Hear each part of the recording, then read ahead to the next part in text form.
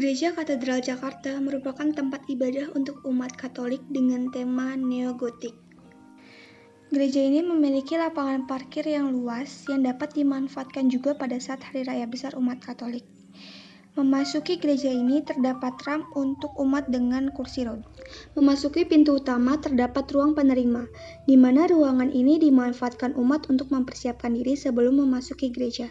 Setelah itu akan memasuki panti umat, di mana dilakukan ibadah bagi para umat Katolik.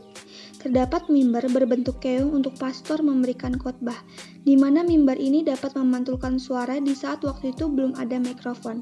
Seperti namanya, katedral merupakan tempat atau tahta untuk uskup, sehingga ini merupakan tempat duduk untuk uskup.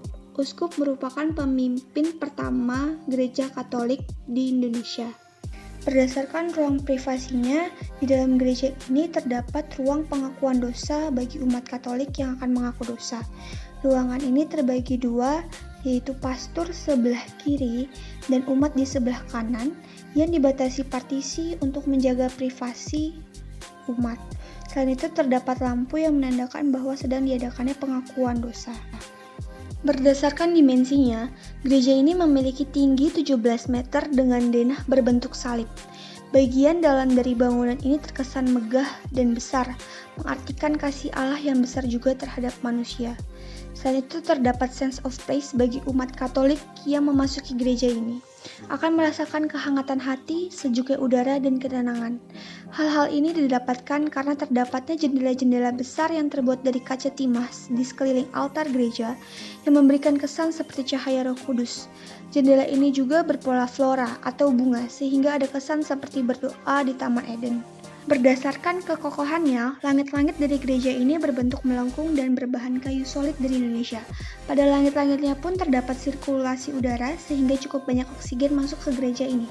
Melihat lantainya sendiri terbuat dari keramik dengan pola neogotik. Polanya pun memberikan batas spasial antara panti umat dengan altar.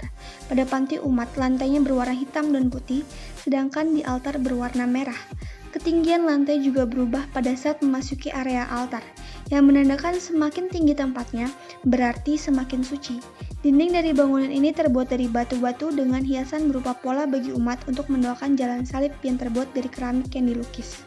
Bangunan ini sangat aman karena dapat diketahui bahwa sempat ada gempa sekitar 10 tahun lalu, namun bangunan ini tetap berdiri tegak dan tanpa adanya retakan sedikit pun. Sekian dan terima kasih.